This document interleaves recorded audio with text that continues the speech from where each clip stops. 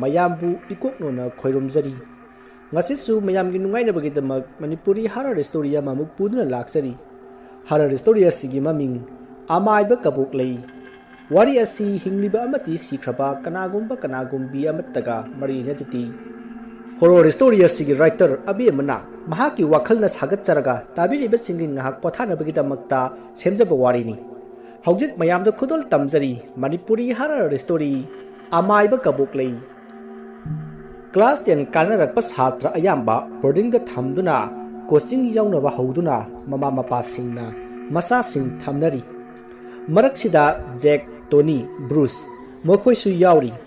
mokhoi ahum se okto chaka ahum ga sap mani sungtha thaduknadi school da su karanjam na takraba pabot ahum ni ahum da class su pulli boarding sidana ahum sina kari tawraba haibadu makha tarakpa wari asidagi khangminnasi nong magi numit Jack na Bruce ta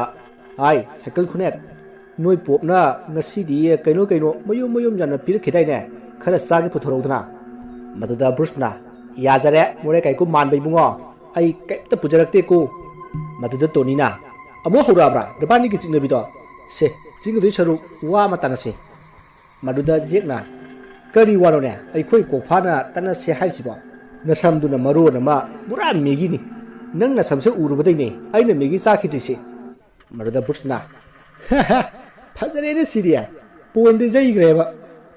asun na makhoi ahum do punglang heklangi maduda Jack na phagi nati ngasi di boarding ahan ba lakpani na numidang ka tamna se wa adu tabada Tony na yai ne asun na khumi maduda Bruce na yarase adu nihak le di landscape ko ani injang di boarding ni na saji wa jel de pijaba hawai duni oram du se sekan de khoi pom ne ngasai chan ayai ba khara pirak pane phuri khaw da khara ga punaro maruda Jack na ai na khallewa sana ba poti soidana oram ne na asi haiduna ahum da wari sanari ngai matam maruda boarding ki warden duna bel king i sak sana pa ki satra mai sak chapam da masa ki pukam amamam paidun laknari ahum adusu sak loraba matung moigi phampham da sangduna sak sari sak chabal loraduna ngahak pothanaraba matung lairik panaba thungra i ahum adudi last bench da phamduna wathi tongnari maduda Jack na handak jum hanbada di singdra krai donoma kem tawusitana wadu tabada anidusu yaine neira loire kaino maduda Bruce na chatpadi gari machada chache hairo achobda chache hairo maduda Tony na hai gari achobda wona tawse pochai khara puba yagadaba ko maduda Jack na ai khoi det ki tharu da maja tawurga loire kaino asun wari sanare ngai tungdagi warden na ai kari maja no ha hero saba 08 maruda Bruce na kaisunuti da sar ahum do mawunga mana larika pasinai moi ahum se paisa paiba imgi masa ngaktani aduna mi su khara usite satra mayam do warden na larik paba loisalo haibadagi tumna naba magi kada sangnar i maduda Tony na ngasai haina khibadu kamai tawseba maruda Jack na haruti ngali he nihak lerga tawse maruda Bruce na mo warden do wona tawse haibro wa du tabada makhoi ahum no i pungsu 13 muk tarakpa thuaida ahum do tuminna makhol thokhan dabi thulai aduga amana mi gi thongnau da kok thilli aduga amana ka mamang aduda kuchen cheli asumna ahum do thong ga thinbo tawduna leiri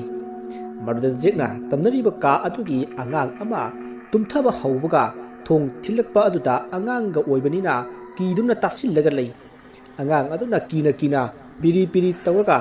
kana oiraba jano warden tu oiraba jala haiduna sar haiduna kanna kawi maduda Jack na angang asi kire khangbadagi jarganang haidun laknai angang atu kiduna kanna kapkhalai marudagi makhoi ahum do makhoi ki ka tamna sensilai maduda Jack na aise but chabati haire he haina makhoi ahum do no i angang aduna kapado tabadagi warden adu su laknai thangnabada leiba ka aduda leiba angang sing adu su loina haugat naraktuna kaidore haiduna hangi maduda angang aduna butna thong thillaga charage hari haina kapi mayam do angang adugi wadu tabata nokli maduda wardena makhoi loina makhoi ki kada tansin khrei aduga angang thimbirammaga masu sangkhrei ꯑꯌꯨꯛꯀꯤ ꯃꯇꯝꯅꯤ breakfast ꯇꯧꯅꯅꯕ ꯋꯥꯔꯗꯦꯟꯅ ꯕꯦꯜ ꯈꯤꯡꯂꯛꯏ ꯑꯗꯨꯗꯒꯤ ꯁꯥꯇ꯭ꯔꯁꯤꯡ ꯑꯗꯨꯁꯨ ꯂꯥꯛꯂꯦ ꯁꯣꯝꯗ ꯑꯍꯨꯝꯗꯣ ꯕꯦꯜ ꯈꯤꯡꯕꯒ ꯇꯥꯗꯈꯩ ꯇꯨꯝꯂꯤ ꯃꯁꯤꯗꯒꯤ ꯇꯣꯅꯤꯅ ꯃꯤꯀꯞ ꯊꯣꯔꯛꯂꯒ ꯄꯨꯡ ꯌꯦꯡꯉꯨꯕꯗꯗꯤ ꯄꯨꯡꯗꯨ ꯎꯕꯗ ꯈꯪꯄ꯭ꯔꯦꯛ ꯈꯪꯉꯤ ꯑꯗꯨꯗꯒꯤ ꯑꯅꯤꯗꯣ ꯃꯁꯥ ꯅꯣꯝꯗꯨꯅ ꯍꯧꯗꯣꯔꯛꯏ ꯑꯅꯤꯗꯨꯁꯨ ꯇꯜꯂꯤ ꯇꯜꯂꯤ ꯍꯀꯥꯝ ꯆꯟꯗꯨꯅ ꯍꯧꯒꯠꯂꯛꯏ ꯑꯍꯨꯝꯗꯣ ꯕ꯭ꯔꯁꯀ ꯇꯧꯗꯕꯤ ꯃꯥꯏ ꯍꯥꯏꯐꯦꯠ ꯇꯥꯔꯒ ꯗꯥꯏꯔꯦꯛ ꯕ꯭ꯔꯦꯛꯐꯥꯁ ꯇꯧꯕ ꯂꯥꯛꯏ ꯕ꯭ꯔꯦꯛꯐꯥꯁ ꯂꯣꯏꯔꯒ ꯉꯥꯏꯍꯥꯛ ꯂꯥꯏꯔꯤꯛ ꯄꯥꯔꯕ ꯃꯇꯨꯡ ꯁ꯭ꯀꯨꯜꯗ ꯂꯣꯏꯅ ꯆꯠꯅꯈ꯭ꯔꯦ ꯁ꯭ꯀꯨꯜꯒꯤ ꯕ꯭ꯔꯦꯛ ꯊꯥꯕꯒꯤ ꯑꯍꯨꯝꯗꯣ ꯀꯥꯟꯇꯤꯟꯗ ꯑꯆꯥꯄꯣꯠ ꯆꯥꯕ ꯂꯥꯛꯑꯝꯃꯤ ꯃꯗꯨꯗ ꯖꯦꯛꯅ ꯀꯩ ꯆꯥꯁꯦ ꯍꯥꯏꯅꯣ ꯃꯗꯨꯗ ꯇꯣꯅꯤꯅ ꯌꯥꯏꯗ ꯀꯩꯅꯣ ꯈꯔ ꯑꯣꯔꯗꯔ ꯇꯧꯈ꯭ꯔꯣ ꯃꯗꯨꯗ ꯕ꯭ꯔꯨꯁꯅ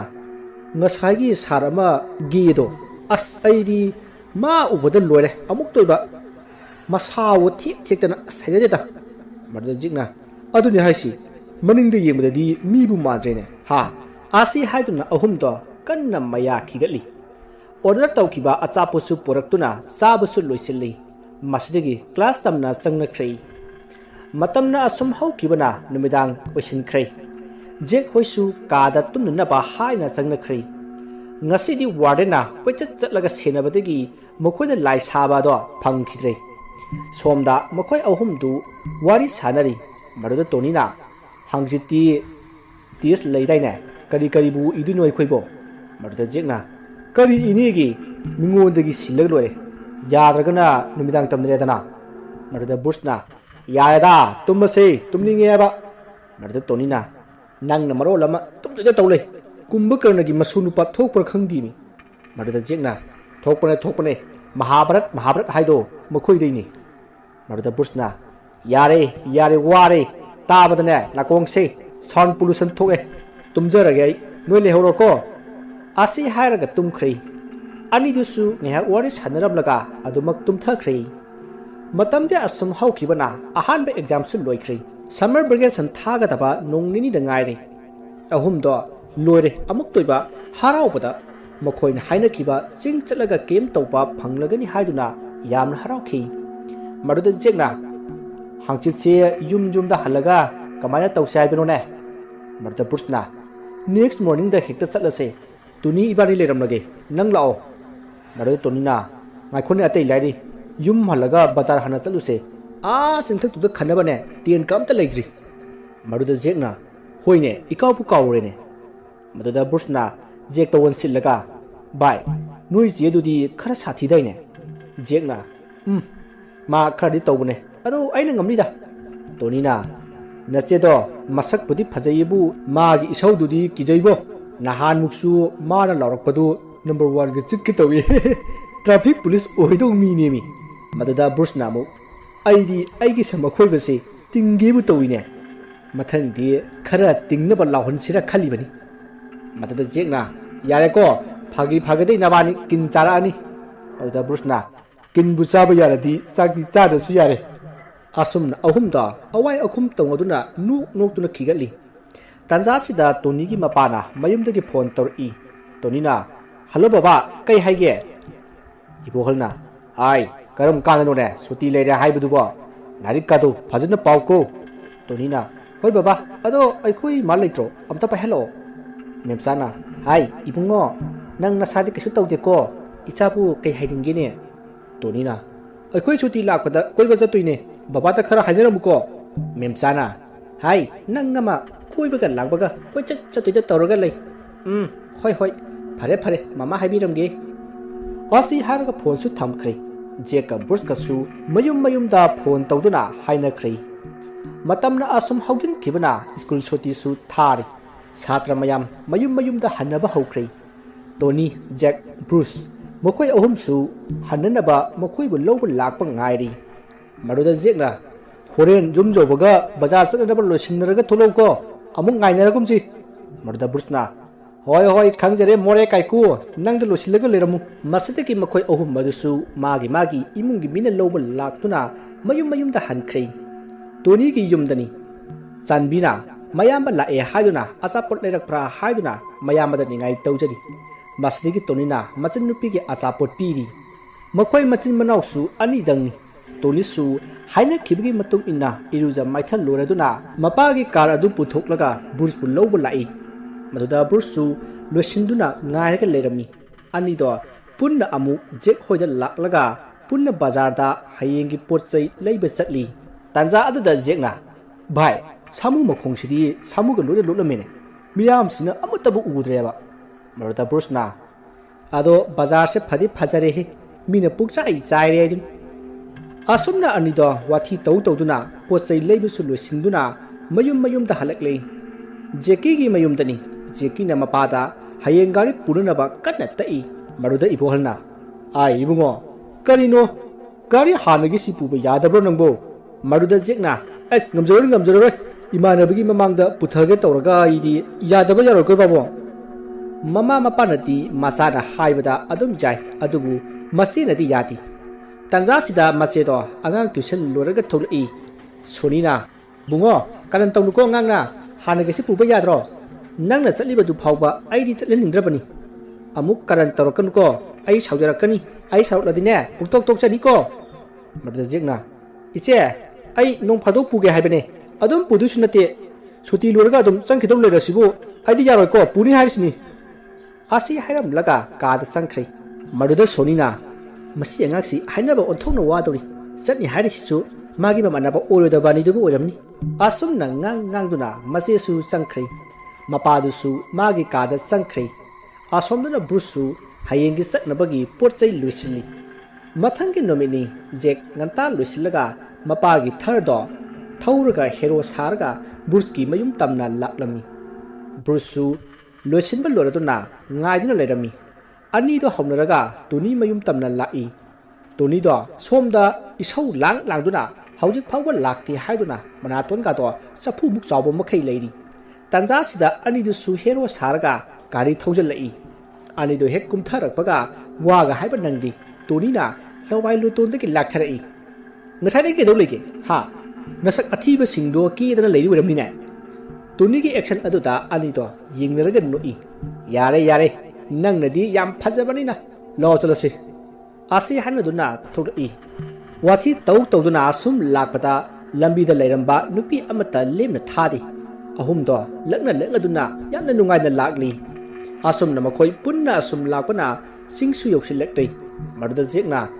ꯆꯤꯡꯁꯤꯡ ꯍꯥꯟꯅꯋꯥꯏꯗꯤ ꯌꯥꯝ ꯅꯦꯝꯍꯧꯕꯅꯤ ꯁꯨꯝꯁꯨ ꯋꯥꯡꯈꯠꯂꯛꯑꯦ ꯀꯩꯅꯣ ꯇꯧꯔꯤꯁꯤꯕꯣ ꯃꯗꯨꯗ ꯕ꯭ꯔꯨꯁꯅ ꯀꯥꯕ ꯀꯤꯔꯛꯑꯕꯣ ꯃꯗꯨꯗ ꯖꯦꯛꯅ ꯆꯠꯂꯣꯗ ꯑꯩꯅꯕꯨ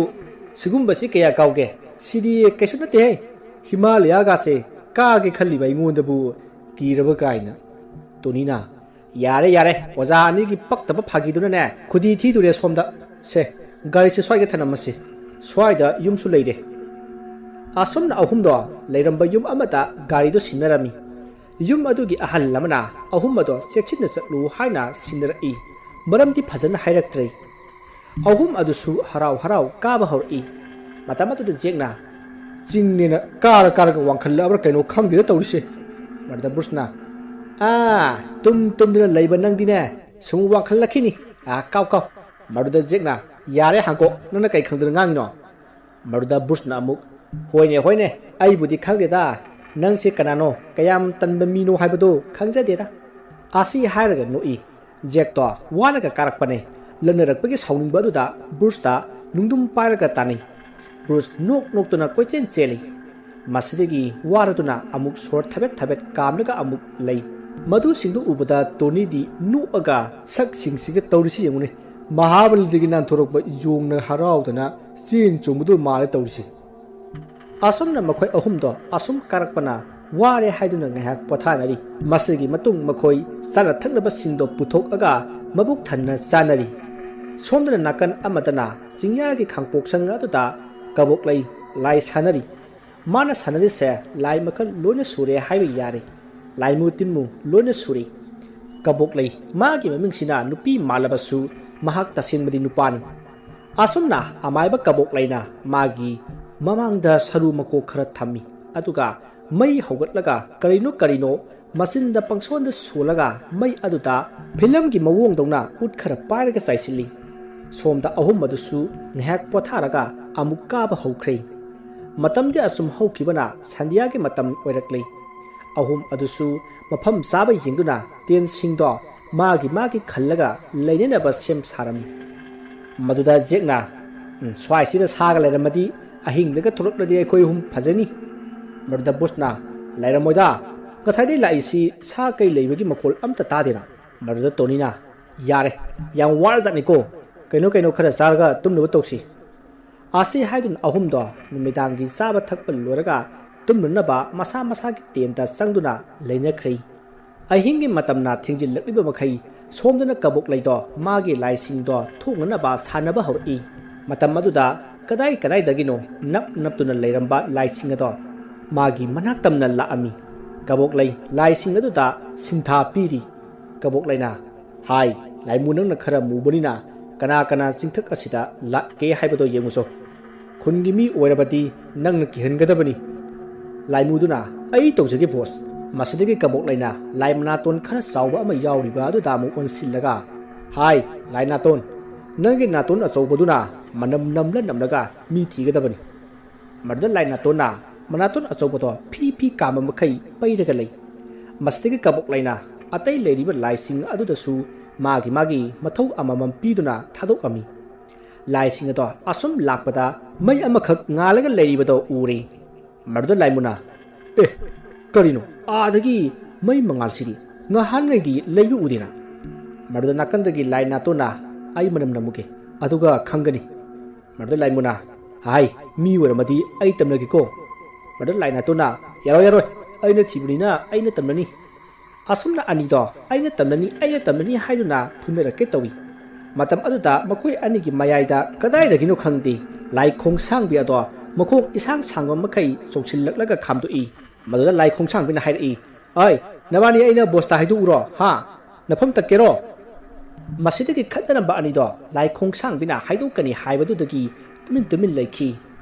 ꯃꯁꯤꯗꯒꯤ ꯂꯥꯏꯃꯨꯗꯣ ꯇꯝꯅꯔꯨꯒꯦ ꯍꯥꯏꯗꯨꯅ ꯃꯩꯅ ꯂꯩꯔꯤꯕ ꯑꯗꯨꯒꯤ ꯃꯔꯨꯝ ꯂꯣꯝꯗꯒꯤ ꯂꯥꯛꯂꯒ ꯂꯩꯇꯨꯝ ꯑꯃ ꯑꯅꯤ ꯂꯪꯁꯤꯜꯂꯤ ꯑꯍꯨꯝꯗꯣ ꯇꯨꯝꯊꯕ ꯍꯧꯔꯛꯄꯒ ꯅꯨꯡ ꯂꯪꯁꯤꯜꯂꯛꯏꯁꯤꯕꯨ ꯀꯅꯥꯅꯣ ꯍꯥꯏꯗꯨꯅ ꯇꯣꯔꯆ ꯄꯥꯏꯅꯔꯒ ꯌꯦꯡꯕ ꯊꯣꯔꯛꯏ ꯃꯗꯨꯗ ꯖꯦꯛꯅ ꯇꯣꯔꯆꯇꯣ ꯂꯩꯗꯨꯅ ꯊꯥꯜꯂꯒ ꯌꯦꯡꯕꯗ ꯑꯃꯨꯕ ꯑꯃ ꯂꯩꯕ ꯊꯦꯡꯅꯔꯦ ꯃꯗꯨꯗ ꯇꯣꯔꯆꯇꯣ ꯑꯁꯨꯝ ꯀꯥꯞꯁꯤꯜꯂꯒ ꯌꯦꯡꯂꯨꯕꯗꯗꯤ ꯈꯪꯄ꯭ꯔꯦꯛ ꯈꯪꯉꯤ ꯃꯗꯨꯗ ꯖꯦꯛꯅ ꯕꯨꯠꯅꯦ ꯍꯥꯏꯅ ꯀꯟꯅ ꯂꯥꯎꯔꯛꯏ ꯃꯗꯨꯗ ꯑꯅꯤꯗꯨꯁꯨ ꯆꯞ ꯃꯥꯟꯅꯅ ꯇꯣꯔꯆꯇꯣ ꯂꯥꯏꯃꯨ ꯑꯗꯨꯗ ꯀꯥꯞꯁꯤꯜꯂꯤ ꯑꯗꯨꯒ ꯃꯈꯣꯏꯁꯨ ꯃꯥꯅꯦ ꯕꯨꯠꯅꯦ ꯍꯥꯏꯗꯨꯅ ꯂꯥꯎꯈꯠꯂꯤ ꯃꯈꯣꯏ ꯑꯍꯨꯝꯅ ꯇꯣꯔꯆ ꯂꯥꯏꯠ ꯑꯗꯨ ꯄꯤꯠ ꯀꯥꯞꯂꯒ ꯀꯣꯏꯂꯥꯎ ꯂꯥꯎꯕ ꯑꯗꯨꯗ ꯂꯥꯏꯃꯨꯗꯣ ꯇꯝꯅꯒꯦ ꯇꯧꯔꯝꯕ ꯑꯗꯨꯗꯒꯤ ꯇꯣꯛꯊꯣꯛꯂꯒ ꯀꯥꯏꯗꯅ ꯆꯦꯜꯂꯛꯏ ꯑꯗꯨꯒ ꯀꯕꯣꯛ ꯂꯩꯒꯤ ꯃꯃꯥꯡꯗ ꯂꯦꯞꯄꯤ ꯑꯗꯨꯒ ꯄꯥꯎ ꯇꯝꯃꯤ ꯕꯣꯁ ꯃꯤ ꯑꯍꯨꯝ ꯂꯩꯍꯧꯋꯦ ꯃꯣꯏꯅ ꯑꯩꯉꯣꯟꯗ ꯄꯋꯥꯔ ꯀꯥꯞꯁꯤꯜꯂꯛꯄꯗꯒꯤ ꯑꯩ ꯍꯤꯡꯅꯅꯕ ꯆꯦꯜꯂꯛꯄꯅꯦ ꯃꯗꯨꯗ ꯂꯥꯏꯃꯨꯗꯨꯒꯤ ꯋꯥꯗꯨ ꯇꯥꯕꯗ ꯀꯕꯣꯛ ꯂꯩꯅ ꯂꯥꯏꯅꯦꯅ ꯀꯔꯤꯃꯠꯇ ꯍꯦꯛ ꯀꯥꯟꯅꯗꯦꯗꯀꯣ ꯑꯁꯨꯛ ꯌꯥꯝꯅ ꯄꯥꯡꯗꯕ ꯍꯣꯏ ꯆꯠꯂꯨ ꯅꯁꯨ ꯌꯦꯡꯅꯤꯡꯗꯦ ꯑꯁꯣꯝꯅ ꯆꯩꯕꯗꯒꯤ ꯂꯥꯏꯃꯨꯗꯣ ꯑꯃꯨꯛ ꯆꯠꯈ꯭ꯔꯦ ꯁꯣꯝꯗꯅ ꯑꯍꯨꯝꯗꯣ ꯀꯩꯅꯣ ꯍꯧꯖꯤꯛꯀꯤꯗꯨꯕꯣ ꯍꯥꯏꯅ ꯄꯥꯈꯠꯅ ꯇꯥꯁꯤꯜꯂꯒ ꯂꯩ ꯃꯗꯨꯗ ꯖꯦꯛꯅ ꯂꯥꯏꯃꯨ ꯍꯥꯏꯗꯣ ꯑꯗꯨ ꯑꯣꯏꯔ ꯆꯠꯂꯣ ꯕ꯭ꯔꯨꯁꯅ ꯑꯩ ꯈꯪꯗꯦ ꯑꯩꯗꯤ ꯅꯪꯅ ꯂꯥꯎꯔꯛꯄꯗꯨꯗ ꯈꯪꯕꯣꯏ ꯀꯩꯕꯣꯏ ꯇꯣꯔꯆꯁꯦ ꯀꯥꯞꯄꯨꯕꯅꯦ ꯐꯖꯅꯕꯨꯗꯤ ꯎꯍꯧꯗꯦ ꯑꯃꯨꯕ ꯑꯃꯗꯤ ꯎꯈꯤ ꯇꯣꯅꯤꯅ ꯑꯩꯈꯣꯏ ꯑꯍꯨꯝ ꯆꯤꯡ ꯀꯥꯕ꯭ꯔꯥ ꯍꯥꯏꯕꯕꯨ ꯁꯤꯗꯅꯅꯦ ꯑꯁꯨꯝꯅ ꯍꯥꯏꯅꯔꯤꯉꯩ ꯇꯟꯖꯥꯁꯤꯗ ꯂꯥꯏꯃꯨꯗꯣ ꯑꯃꯨꯛ ꯍꯟꯅ ꯂꯥꯏ ꯈꯔꯒ ꯂꯥꯛꯂꯤ ꯑꯗꯨꯕꯨ ꯃꯈꯣꯏ ꯃꯃꯥꯟꯅꯕ ꯑꯍꯨꯝ ꯑꯗꯨꯗꯤ ꯄꯨꯂꯞ ꯇꯦꯟ ꯃꯅꯨꯡ ꯑꯗꯨꯗ ꯂꯩꯈꯤꯕꯅ ꯀꯅꯥ ꯑꯃꯠꯇ ꯊꯣꯛꯂꯛꯄ ꯎꯔꯝꯗꯦ ꯃꯗꯨꯗ ꯕꯨꯠ ꯃꯌꯥꯝ ꯃꯔꯛ ꯑꯗꯨꯗ ꯌꯥꯎꯔꯤꯕ ꯁꯤꯡꯒꯔ ꯑꯃꯅ ꯑꯩ ꯇꯝꯅꯔꯨꯒꯦꯁꯦ ꯑꯩꯅ ꯏꯁꯩ ꯁꯛꯂꯨꯈꯤꯒꯦ ꯑꯁꯤ ꯍꯥꯏꯔꯝꯂꯒ ꯆꯪꯈ꯭ꯔꯦ ꯑꯗꯨꯒ ꯇꯦꯟ ꯃꯅꯨꯡꯗ ꯂꯩꯔꯤꯕꯁꯤꯡ ꯑꯗꯨꯒꯤ ꯃꯅꯤꯡ ꯑꯣꯏꯔꯞꯅ ꯕꯨꯠ ꯁꯤꯡꯒꯔ ꯑꯗꯨꯅ ꯃꯈꯣꯜꯒꯗꯣ ꯁꯤꯔꯤ ꯏꯁꯩꯒ ꯁꯛꯂꯛꯏ ꯎꯅꯒꯦ ꯈꯟꯅ ꯂꯥꯛꯄꯅꯤ ꯎꯅꯗ ꯍꯟꯕ ꯇꯥꯔꯦꯗꯣ ꯂꯛꯂꯃꯤ ꯍꯥꯏꯅ ꯇꯝꯕꯤꯌꯨ ꯑꯁꯨꯝꯅ ꯏꯁꯩ ꯀꯟꯅ ꯁꯛꯂꯛꯏ ꯃꯗꯨꯗ ꯖꯦꯛꯅ ꯀꯔꯤ ꯕꯨꯠꯅꯣꯅꯦ ꯚꯥꯏ ꯏꯁꯩꯒ ꯁꯛꯏꯅꯦ ꯃꯗꯨꯗ ꯕꯨꯠꯅ ꯁꯤꯅꯤꯅꯦ ꯃꯣꯗꯔꯟ ꯕꯨꯠ ꯍꯥꯏꯗꯣ ꯑꯁꯤ ꯍꯥꯏꯔꯒ ꯑꯍꯨꯝꯗꯣ ꯀꯤꯕꯗꯤ ꯂꯥꯏꯔꯗꯅ ꯃꯣꯏꯁꯨ ꯌꯥꯎꯅ ꯏꯁꯩ ꯉꯪꯁꯤꯜꯂꯛꯏ ꯕꯨꯠ ꯁꯤꯡꯒꯔ ꯑꯗꯨꯗꯤ ꯏꯁꯩꯒ ꯄꯥꯝꯕꯅꯤꯅ ꯁꯛꯃꯤꯟꯅꯔꯒ ꯂꯩꯈ꯭ꯔꯦ ꯇꯧꯔꯤꯕ ꯑꯗꯨ ꯎꯕꯗ ꯕꯨꯠ ꯃꯅꯥꯇꯣꯟꯅ ꯃꯁꯝ ꯑꯗꯨ ꯐꯣꯏꯔꯒ ꯆꯤꯡꯊꯣꯔꯛꯏ ꯑꯗꯨꯒ ꯆꯩꯔꯝꯃꯤ ꯍꯩ ꯅꯪꯅ ꯃꯤ ꯀꯤꯍꯜꯂꯣ ꯍꯥꯏꯔꯒ ꯏꯁꯩ ꯁꯛꯃꯤꯟꯅꯔꯒ ꯂꯩꯕ ꯅꯪ ꯕꯣꯁꯇ ꯍꯥꯏꯗꯣꯛꯀꯦ ꯈꯪꯒꯅꯦꯕ ꯅꯪ ꯃꯗꯨꯗ ꯕꯨꯠ ꯁꯤꯡꯒꯔꯗꯨꯅ ꯅꯣ ꯕꯦꯕꯤ ꯑꯗꯨꯃꯥꯏꯅ ꯇꯧꯅꯣ ꯑꯩ ꯃꯊꯪꯗ ꯀꯤꯍꯜꯂꯒꯦ ꯃꯗꯨꯗ ꯕꯨꯠ ꯅꯥꯇꯣꯟꯅ ꯃꯥꯒꯤ ꯃꯅꯥꯇꯣꯟ ꯑꯆꯧꯕꯗꯣ ꯐꯤ ꯀꯥꯝꯃꯒ ꯅꯣꯏ ꯅꯄꯥꯒꯤ ꯕꯦꯕꯤꯔꯥ ꯍꯥ ꯑꯁꯤ ꯍꯥꯏꯅ ꯁꯥꯎꯅ ꯃꯅꯥꯇꯣꯟ ꯑꯗꯣ ꯀꯥꯝꯁꯤꯜꯂꯤ ꯁꯣꯝꯗꯅ ꯇꯣꯅꯤꯅ ꯀꯩꯅꯣ ꯚꯥꯏ ꯍꯧꯖꯤꯛꯀꯤ ꯁꯤꯡꯒꯔꯗꯣ ꯇꯨꯃꯤꯟ ꯂꯩꯈ꯭ꯔꯦꯅꯦ ꯃꯥꯡꯈ꯭ꯔꯖꯥꯠꯂꯣ ꯃꯗꯨꯗ ꯖꯦꯛꯅ ꯌꯥꯔꯦ ꯇꯨꯝꯅꯕ ꯇꯧꯔꯁꯤ ꯇꯨꯝꯅꯤꯡꯕꯅ ꯌꯥꯗ꯭ꯔꯦ ꯕꯨꯠꯅ ꯕꯨꯠꯀꯤ ꯊꯣꯛꯄ ꯑꯩꯈꯣꯏꯅ ꯑꯩꯈꯣꯏꯒꯤ ꯊꯣꯛꯄ थोप तौना लोरे मरुदा बुरसु तुमसे हाइदुना अहुमदो तुमथनख्रे मसदगी बुतसिंग अदुसु नोंगालकदोरे हाइदुना हन्नख्रे मथंगी नोंगाले अहुमदो हौजु फाव हौगतनद्री जेकना हाना उइरी तौरगा हौगलई अदुगा होय हुई मानबानी हौगलो थेंगिने पुंसे तोनीना कइनो नोंगालबो नंगना हंगोइदौना खोंगिदुना मरुदा बुरसना असेंबा एहाका तुम्बसिद येलेवानी मरुदा जेकना ओय हौगलो सी yum नतेको ngasi kainom thijilusi ahumdo machin maya sengdoklei aduga kari no chaba yaba khara chari adu lorba matung wa kaya su tanari wa tanaraba matung ahumdo ngarang laimuna sangkiba maikai adomda khongul lirusi karigumba amadi lerangdaba mali haiduna ahumdo khongul liba haukrei somdana kabuk leido haugatlaga magi nuktigi thabak sa thiba thokirami tanza sida ahumdo asum lakpada laptakna khangpok sang amal leibado ure ahumdo madu ubadagi lumla kan laklami marada tonina kaino chingthak sidabu yum amal leirami sibo atai di leitraga masina leiram libasi marum leiramgani hai manung kanggogi kemura chalo maduda bursna bo adune seksina chase aduga yenguse ase hainaduna ahumdo asum lakpana yum adu yoksilekle jekna हाना तपना yum अदुदा संगसिली अदुबु Kanasu लेबदी उदी अहुमदो assume assume चंगसिल लकपदा सामकुक मयाम अमा थिलग लेरमदो उबदा खंगप्रेक खंगी अदुबु मचिन सिंगदो मेनसिलगा चंगलई असुमना चंगलकपदा करिगुम्बा मै थारमबगी मैफमगुम्बा अमसु Laramie ममांगदा सरु कया अमसु तारी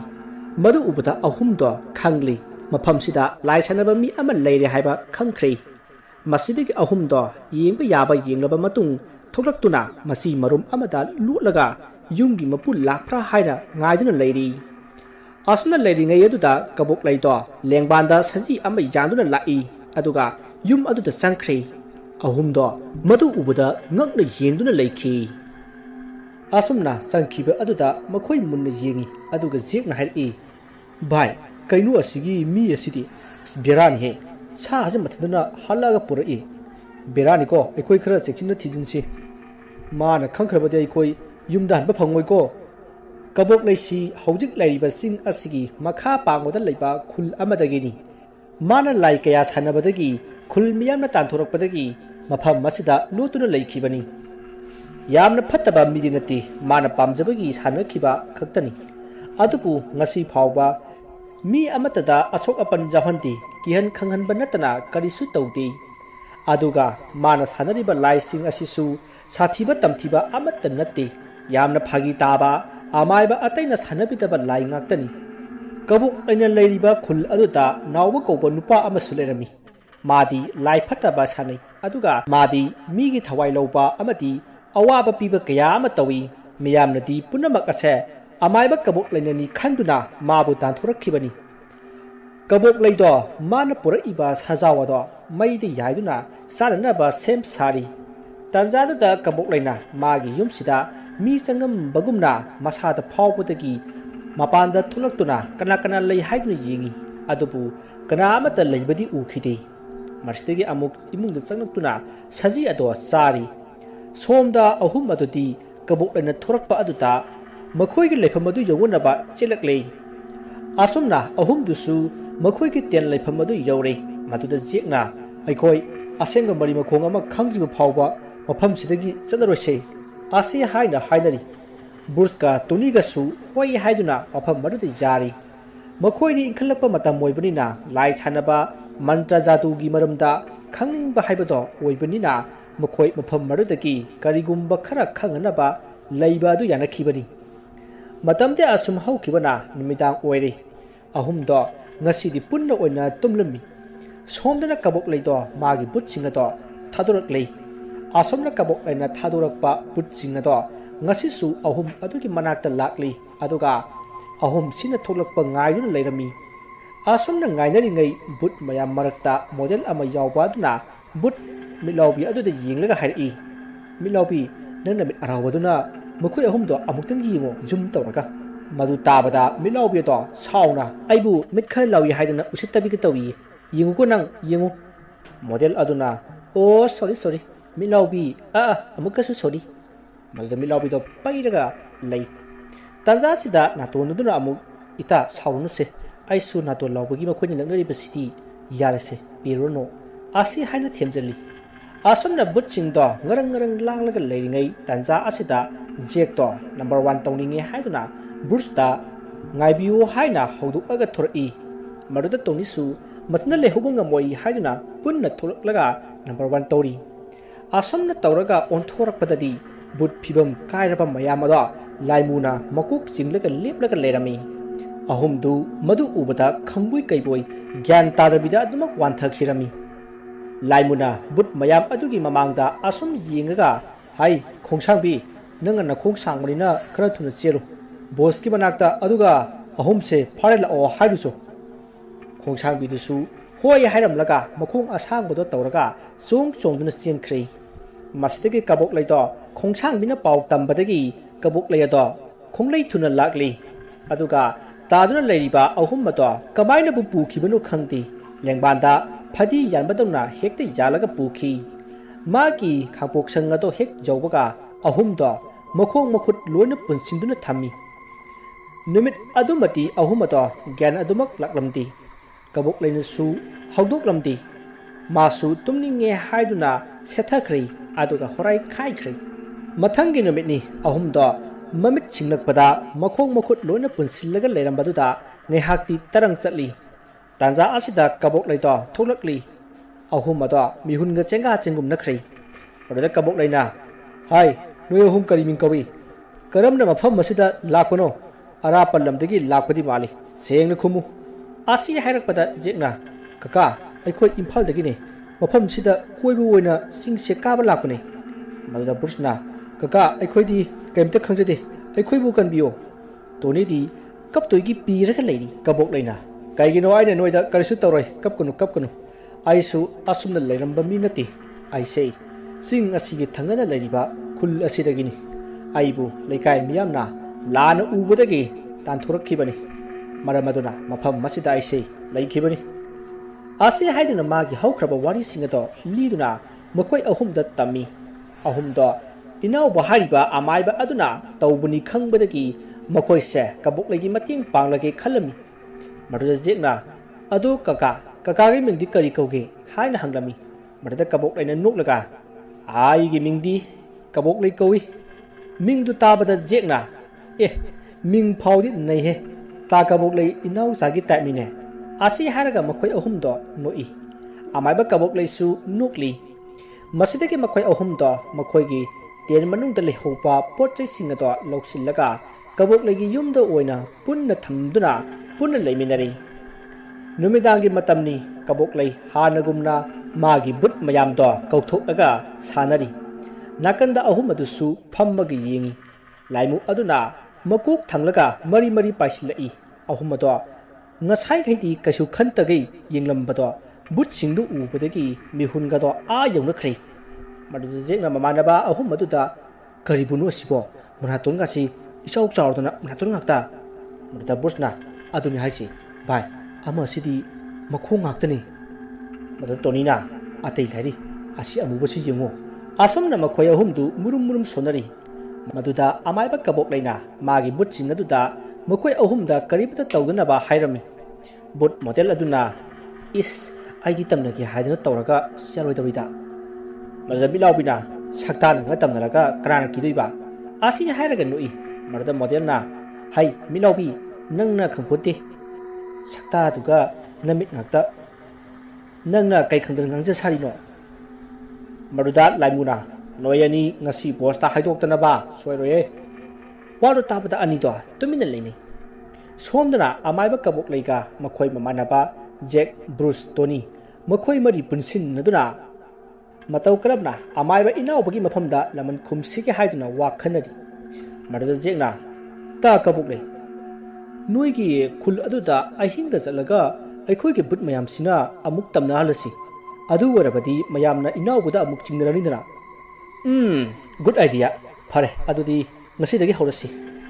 ꯑꯁꯤ ꯍꯥꯏꯗꯨꯅ ꯃꯈꯣꯏ ꯃꯔꯤꯗꯣ ꯇꯨꯃꯤꯟꯅ ꯈꯨꯜꯂꯣꯝꯗ ꯑꯍꯤꯡ ꯑꯗꯨꯗ ꯂꯥꯛꯂꯤ ꯕꯨꯠꯁꯤꯡ ꯑꯗꯨꯗꯤ ꯍꯥꯟꯅ ꯆꯣꯡ ꯐꯟꯗꯨꯅ ꯆꯠꯈ꯭ꯔꯦ asum lakpana khul jausilakle kabok leiga makhoi marido mafam saba ama yenglaga lummaga leiduna butsing atuta tamnaba hongunaba thakhiram somdana butsinger do mana tamnabada amaiba inaubana uthokri maruda mahak siramnida ai ukhre kathai danomta lut hoge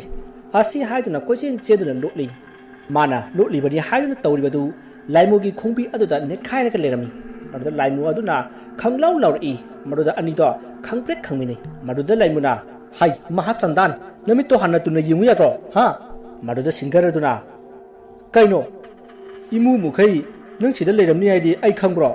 ai na somda minu ukhibai chilekli asam na makhoi waris naduna mari yetnari nakan amadana amaiba kabok leina pung thingjik lekle haiduna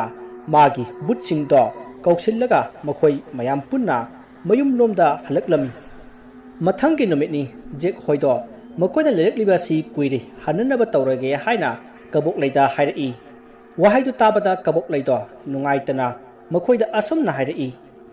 phare aina nakoibu khambasu ngamdre ado noigi mateng natrabadi ai amughana yum asing baduda leibadi phanglaroi asi haraga mako lukthaduna lei marda jekna takabok lei phare tadana aduk nungaitragadi aikhoi tadagi mateng pangaba batungda yumda hallage jeki gi wadu tabada burska tuniga su sap manana tamani gi mateng panglage haina hairami maruda kabok leito harau bagi pankhai lekhirei amaiba kabok leina ngasidi ayama nungairi ngasidi saji pharake aduga sa si haina kabok leito thokri asumna makhoi singdo harau nungaiba phongdoktuna party torami maduda amaiba kabok leina sanaba but singadusu yauksili but milaubi aduna mamit arauba aduta tagup kuplaga jawoi saribani haiduna tawri naton ga do loire amuk toiba manaton achobado thangatuna nikhairi asumna amaiba kabok lei amadi mamanaba mata ahum amasung amaiba kabok legi butsing aduna singthak aduda harau mathoi kari somdana amaiba inaubado ngarang mana amaiba kabok legi lai oiriba singar adu ukhibadagi amaiba kabok leida singnaba poktuna kabok legi khungul linaba haiduna magi but khara thadori asumna inaubagi but oiriba angang mayam ama achouba but amana lusingduna singthak aduda manam namdamduna lakle asum lakpana laptakna isai saklaga langlaga leibato angang but amana ukhre maruda angang but aduna isai tawrine yenguse maruda but amana huoine isai sinpham irei leitabadona singthak chida ayamukta yengese ai mane isai ne hai mayam yengse asumna hairakpa aduda but amana hairi taningde ikhat khatladana thikoina koi singsidi oi isai haibasidi ne aikhoina yengadaba khanglabra asumna makhoi ngangaduna kabok lei amadi makhoi gi mamanaba amasung but singna isai sakliba mafam maduda asum khana lakpana kabok lei hoi gi party tokhomado yauri makhoi but mayam gi marakti yauriba singer aduna isai ga saktuna neitharaga leram maruda makhoi bu thiba laiba but sing adusu punna party aduda yauksillaga ngautharaga leikhrai makhoi amata gyan ga tanadri asumna tonari ngai jekna leithorakpada but anouba khara yaurga leiram aduda tumina amaiba kabuk leidawon sillaga takabuk lei asigi but sing asibu ekhoigiro wadu tabada kabuk leina ha kanagi but asi hairaga mamit ado sangduklaga gi yengli aduga hai sidi migi but ine wai si hek haibaga jekto kamaina chongsin khibino khangdi but amagi makhongda tap launa phai madu ubada ataido sirena batawi maruda burska toniga su phan chongsillaga ama ani phai madawna yadisu jekna pharido nupi sabi oiramle maruda nupi sabi aduna aibu kanbiyo haduna kapi jekna phariba aduna angang macha ama oirami maruda kabok leina lewa ama soli chenba ngamdanaba aduga wahang hangi hai but macha sa nakhoi karai daino kara tharakpano maruda angang aduna piri tawraga sari inaubuna ngarang mangonda but amana lai khoiramingaida tamnari kanagino khanganaba thiruso haiduna tharakpane asi haina khumlai maruda kabok leina phare adudi ꯍꯧꯖꯤꯛꯇꯤ ꯅꯣꯏ ꯑꯩꯈꯣꯏꯒꯤ party ꯑꯁꯤꯗ ꯌꯥꯎꯔꯣ ꯑꯩꯅ ꯈꯟꯕꯗ ꯑꯩꯈꯣꯏꯒꯤ ꯂꯩꯐꯝꯁꯨ ꯃꯥꯅ ꯈꯪꯈ꯭ꯔꯕꯅꯤꯅ ꯍꯌꯦꯡꯗꯤ ꯂꯥꯏꯒꯤ ꯄꯨꯖꯥ ꯑꯃꯗꯤ ꯃꯥꯅ ꯁꯣꯏꯗꯅ ꯇꯧꯔꯛꯀꯅꯤ ꯃꯁꯤꯗ ꯀꯔꯤꯒꯨꯝꯕ ꯑꯩꯈꯣꯏꯅ ꯊꯤꯡꯍꯧꯗꯕ ꯇꯥꯔꯕꯗꯤ ꯑꯩꯈꯣꯏ ꯄꯨꯟꯅ ꯑꯋꯥꯕꯗ ꯇꯥꯔꯒꯅꯤ ꯑꯗꯨꯅ ꯃꯥꯒꯤ ꯄꯨꯖꯥ ꯑꯁꯤ ꯊꯨꯒꯥꯏꯗꯨꯅ ꯈꯨꯜ ꯃꯤꯌꯥꯝꯗ ꯈꯪꯍꯜꯂꯁꯤ ꯑꯗꯨꯒ ꯏꯅꯥꯎꯕ ꯍꯥꯏꯔꯤꯕ ꯃꯤ ꯑꯗꯨꯅ ꯐꯠꯇꯕ ꯀꯌꯥ ꯇꯧꯗꯨꯅ ꯍꯨꯔꯥꯜꯂꯤꯕꯁꯤꯡ ꯑꯗꯣ ꯑꯁꯦꯡꯕ ꯇꯥꯊꯣꯛꯂꯁꯤ ꯑꯁꯨꯝꯅ ꯑꯃꯥꯏꯕ ꯀꯕꯣꯛꯂꯩꯅ ꯍꯥꯏꯕ ꯑꯗꯨꯗ ꯃꯈꯣꯏꯅ ꯐꯥꯍꯧꯕ ꯕꯨꯠ ꯑꯅꯤꯗꯨꯁꯨ ꯌꯥꯔꯦ ꯁꯣꯝꯗꯅ ꯏꯅꯥꯎꯕꯒꯤ ꯃꯌꯨꯝꯗꯅꯤ ꯃꯥꯅ ꯊꯥꯈꯤꯕ ꯕꯨꯠꯁꯤꯡ ꯑꯗꯣ ꯆꯦꯜꯂꯛꯏ ꯑꯗꯨꯒ ꯊꯣꯛꯈꯤꯕꯁꯤꯡꯗꯣ ꯂꯣꯏꯅ ꯇꯝꯂꯝꯃꯤ ꯃꯈꯣꯏꯒꯤ ꯕꯨꯠ ꯑꯅꯤ ꯑꯃꯁꯨ ꯐꯥꯖꯤꯜꯍꯧꯔꯦ ꯍꯥꯏꯗꯨꯅ ꯄꯥꯎ ꯄꯨꯝꯅꯃꯛ ꯇꯝꯂꯝꯃꯤ ꯋꯥ ꯑꯗꯨ ꯇꯥꯕꯗ ꯏꯅꯥꯎꯕꯗꯣ ꯁꯥꯎꯗꯨꯅ ꯃꯥꯁꯨ ꯀꯕꯣꯛꯂꯩꯒꯤ ꯃꯊꯛꯇ ꯀꯩꯅꯣꯝꯃꯗꯤ ꯇꯧꯔꯒꯦ ꯈꯟꯈ꯭ꯔꯤ ꯃꯊꯪꯒꯤ ꯅꯨꯃꯤꯠꯅꯤ ꯖꯦꯛ ꯕ꯭ꯔꯨꯁ ꯇꯣꯅꯤ ꯃꯈꯣꯏꯒꯤ ꯃꯌꯨꯝꯗꯁꯨ ꯃꯆꯥꯁꯤꯡꯅ ꯆꯠꯈ꯭ꯔꯤꯕꯗꯣ ꯀꯨꯏꯃꯜꯂꯦ ꯐꯣꯟꯁꯨ ꯆꯠꯈꯤꯗ꯭ꯔꯦ ꯍꯥꯏꯗꯨꯅ ꯃꯃꯥ ꯃꯄꯥꯁꯤꯡꯗꯣ ꯄꯥꯈꯠꯅꯗꯨꯅ ꯊꯤꯅꯕ ꯍꯥꯏꯗꯨꯅ ꯑꯍꯜꯁꯤꯡꯗꯣ ꯇꯧꯅꯔꯤ ꯅꯨꯃꯤꯗꯥꯡꯒꯤ ꯃꯇꯝꯅꯤ ꯁꯣꯝꯗꯅ ꯀꯕꯣꯛꯂꯩ ꯍꯣꯏꯗꯣ ꯇꯨꯃꯤꯟꯅ ꯈꯨꯜ ꯇꯝꯅ ꯂꯥꯛꯏ ꯑꯗꯨꯒ ꯕꯨꯠꯁꯤꯡꯗꯣ ꯊꯥꯗꯣꯛꯇꯨꯅ ꯏꯅꯥꯎꯕꯅ ꯂꯥꯏ ꯈꯣꯏꯔꯝꯂꯤꯕꯗꯣ ꯊꯨꯒꯥꯏꯅꯕ ꯍꯥꯏꯅ ꯇꯧꯔꯤ ngasi mana khoi liba lai asi thugai hautrabadi khul asida tamthiraba lai kaya thadok laktuna mi taba ngamdaba khul ama oirakpa yai haiba se kabok laina khangbadagi tawribani jek hoina tanja ngaiduna lumlaga leiri makhoi gi putsing aduna hek paw pirakpaga khul miyam da taktuna inaw babu phan ge haiduna sinadun leiri somdana kabok leisu tumina magi mayum asengba kanasu linadraba aduda sangsinbuna masu mana khangja haijaba tawduna lai puja akanba ama tawri numitchidi angakpani nonglei nuksit akanba kaya ama maikai salai khangdana sitli nong pubal lechina maikai pumba pumbam mamle thabalgi mangal machat ama phau u khidrei kabok legi akoibadasu kiraba thawai kayana sanggadogi tawri adubu mana magi akoibada leiwa akanba ama solaga lang aihing mana question thambadagi changbadi ngamdi somdasu inawbado laigi puja tawba hawrami magi akoibada magi but leiriba singaduna ngak seli tanja asida kabok leigi but singado changduna masi marumda lotuna lakami ngarang kabok leigi da yaukhiba inawbagi angang masagi thawai adudi mafam amadagi amada thuna chongduna satpangami aduna hana thoklaga inawbagi but thoiba mayam adugi mamangda maningwon sillaga karemlei but mayam do madu ubada sauduna angang adubu pharanaba tanari tanja asiki khudong chaba loraga kabok leigi but sing aduna inawbagi laigi pochai ado thugaiba hori aduga karemna tungdagi isai sakchili inawbado sauna mamit khangpang pangrai aduga magi mamangda leiriba but sing ado leiwa sonduna mana phajin naba tawri masigi khudong chaba siloraga but khongsangduna jek hoida paw pikrei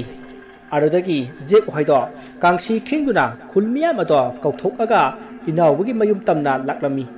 maruda haujiti mayamna ure amaiba inawbuna laisanaraba singado marudagi khulgi masamau phaba naha kharana pharanaba haiduna inawbagi manakta chensili adubu ahanbadadi inawbuna lakcharai marudagi laimu aduna inawbagi mamangda lepkhatuna masa ado asumasung wangkhalai maruda inawbuna madu ngakthoknaba lewa kan soli tanja sida kalomdagi no khangdi jekna inawbagi manakta chinsillaga kaukselli maruda amaiba inawbodo sor tingal ingai mabu phaduna mayada phibul namduna khulgi mayaida pullaga thami maruda amaiba kabok lesu mana thingnaba tawbodo inawbuna lepkhrabanina mana mai pakle haiduna thoraklei aduga mana tawkhiba singado asengba haibadagi mayamsu tawriba mayamse amaiba inawbuna ni khangbadagi kabok leida piramba chairak singado handok pikre aduga inawbadana kabok leida pikhiba chairak ado mangonda piduna khul adudagi tanthokhi maruda inawbana amaiba kabok lei amadi magi mating pangliba Jack Bruce amadi Tony makhoi marita khangani haibagi yengda yenglamlaga chatkhre masidagi mayamadusu thabak lorabanina magi mayumda changnakhre kabok leisu magi mateng pangliba makhoi mamanaba ahum aduga punna magi khun aduda leiriba yum aduda laklaga pothanari ꯃꯊꯪꯒꯤ ꯅꯨꯃꯤꯠꯅꯤ ꯖꯦꯛ brush ꯇꯣꯅꯤ ꯍꯣꯏꯒꯤ ꯃꯄꯥꯁꯤꯡ ꯑꯗꯣ ꯅꯍꯥ ꯈꯔꯒ ꯃꯆꯥꯁꯤꯡꯗꯨ ꯊꯤꯅꯅꯕꯒꯤꯗꯃꯛꯇ ꯆꯤꯡ ꯑꯗꯨꯗ ꯑꯌꯨꯛ ꯉꯟꯇꯥꯗꯒꯤ ꯂꯥꯛꯂꯝꯃꯤ ꯄꯨꯡ 12ꯒ ꯇꯥꯁꯤꯜꯂꯛꯄ ꯑꯗꯨꯋꯥꯏꯗ ꯖꯦꯛ ꯍꯣꯏꯅ ꯂꯩꯔꯝꯕꯒꯤ ꯇꯦꯟ ꯑꯃꯗꯤ ꯄꯣꯠꯆꯩ ꯀꯌꯥ ꯏꯆꯥꯏ ꯆꯩꯈꯥꯏꯔꯒ ꯂꯩꯔꯝꯕꯗꯣ ꯊꯦꯡꯅꯔꯤ ꯃꯗꯨꯗꯒꯤ ꯑꯅꯛꯄꯗ ꯂꯩꯕ꯭ꯔꯥ ꯍꯥꯏꯗꯨꯅ ꯊꯤꯕ ꯌꯥꯕ ꯊꯤꯅꯔꯤ ꯑꯗꯨꯕꯨ ꯐꯪꯂꯝꯗꯦ ꯑꯁꯨꯝꯅ ꯃꯈꯣꯏ ꯑꯍꯨꯝ ꯑꯗꯨ ꯊꯤꯗꯨꯅ ꯑꯁꯨꯝ ꯆꯪꯂꯛꯄꯗ ꯆꯤꯡ ꯑꯗꯨꯒꯤ ꯃꯌꯥꯏ ꯋꯥꯏꯗ ꯌꯨꯝ ꯑꯃ ꯂꯩꯕ ꯑꯗꯣ ꯎꯕꯗꯒꯤ ꯌꯨꯝ ꯑꯗꯨ ꯇꯝꯅ ꯂꯥꯛꯂꯤ ꯑꯗꯨꯁꯨ ꯃꯤ ꯑꯃꯠꯇ ꯂꯩꯔꯝꯗꯦ ꯃꯗꯨꯗꯒꯤ ꯃꯈꯣꯏ ꯃꯃꯥꯟꯅꯕ ꯑꯍꯨꯝ ꯑꯗꯨꯕꯨ ꯊꯤꯕ ꯂꯥꯛꯂꯤꯕ ꯃꯄꯥꯁꯤꯡ ꯑꯃꯗꯤ ꯃꯈꯣꯏꯒꯤ ꯃꯇꯦꯡ ꯄꯥꯡꯂꯤꯕ ꯃꯤꯑꯣꯏꯁꯤꯡ ꯑꯗꯣ ꯃꯊꯥ ꯁꯥꯟꯅꯗꯨꯅ ꯆꯥꯏꯊꯣꯛꯅꯗꯨꯅ ꯊꯤꯕ ꯍꯧꯔꯛꯑꯝꯃꯤ ꯁꯣꯝꯗꯅ ꯀꯕꯣꯛ ꯂꯩꯅ ꯖꯦꯛ ꯍꯣꯏꯅ ꯂꯩꯔꯝꯕ ꯃꯐꯝ ꯑꯗꯨ ꯇꯝꯅ ꯊꯤꯟꯕ ꯂꯥꯛꯑꯝꯃꯤ ꯂꯥꯏꯕꯛ ꯐꯕꯅ ꯇꯣꯅꯤꯒꯤ ꯃꯄꯥ ꯍꯣꯏꯅ ꯆꯠꯄ ꯂꯝꯕꯤ ꯑꯗꯨꯗ ꯄꯨꯟꯅ ꯊꯦꯡꯅꯔꯤ ꯃꯗꯨꯗꯒꯤ ꯃꯈꯣꯏ ꯃꯊꯪ ꯄꯥꯎ ꯄꯤꯅꯗꯨꯅ ꯄꯨꯟꯅ ꯊꯦꯡꯅꯔꯕ ꯃꯇꯨꯡ ꯊꯣꯛꯈꯤꯕ ꯃꯌꯥꯝ ꯑꯗꯣ ꯂꯣꯏꯅ ꯇꯝꯂꯝꯃꯤ ꯃꯗꯨꯗ ꯑꯍꯜꯁꯤꯡ ꯑꯗꯨꯅ ꯃꯆꯥꯁꯤꯡꯅ ꯁꯨꯃꯥꯏꯅ ꯑꯐꯕ ꯇꯧꯔꯝꯕ ꯑꯁꯤꯗ ꯍꯔꯥꯎꯅꯔꯤ ꯃꯗꯨꯗꯒꯤ ꯀꯕꯣꯛꯂꯩꯗꯣ ꯆꯠꯂꯒꯦ ꯍꯥꯏꯔꯝꯂꯒ ꯃꯈꯣꯏ ꯊꯣꯛꯀꯦ ꯇꯧꯕꯗ ꯖꯦꯛꯅ ꯀꯕꯣꯛꯂꯩꯒꯤ ꯃꯅꯥꯛꯇ ꯆꯪꯁꯤꯟꯗꯨꯅ ꯇꯥ ꯀꯕꯣꯛꯂꯩ ꯁꯦ ꯃꯁꯤ ꯑꯩꯒꯤ ꯅꯝꯕꯔꯅꯤ ꯁꯤꯗ ꯗꯔꯀꯥꯔ ꯂꯩꯕꯗꯣ ꯄꯥꯎ ꯐꯥꯎꯕꯤꯔꯛꯑꯣ ꯑꯁꯤ ꯍꯥꯏꯅ ꯄꯤꯔꯝꯂꯒ ꯃꯈꯣꯏꯁꯨ ꯃꯌꯨꯝꯗ ꯍꯟꯈ꯭ꯔꯦ ꯖꯦꯛ ꯕ꯭ꯔꯨꯁ ꯇꯣꯅꯤ ꯃꯈꯣꯏ ꯑꯍꯨꯝꯁꯨ ꯍꯥꯟꯅꯗꯧꯅ ꯁꯝꯃꯔ ꯚꯦꯀꯦꯁꯟ ꯂꯣꯏꯗꯨꯅ ꯕꯣꯔꯗꯤꯡꯗ ꯂꯩꯈ꯭ꯔꯦ ꯋꯥꯔꯤ ꯑꯁꯤ ꯃꯇꯥꯡ ꯑꯁꯤꯗ ꯂꯣꯏꯖꯔꯤ ꯋꯥꯔꯤ ꯑꯁꯤꯗ ꯁꯣꯏꯈꯤꯕ ꯂꯥꯟꯈꯤꯕ ꯋꯥꯍꯩ ꯋꯥꯇꯥ ꯇꯥꯕꯤꯔꯤꯕꯁꯤꯡꯅ ꯄꯨꯛꯆꯦꯜ ꯆꯥꯎꯅ ꯉꯥꯛꯄꯤꯒꯅꯤ ꯃꯌꯥꯝꯕꯨ ꯑꯔꯣꯏꯕꯗ ꯑꯃꯨꯛꯀ ꯍꯟꯅ ꯈꯣꯏꯔꯨꯝꯖꯔꯤ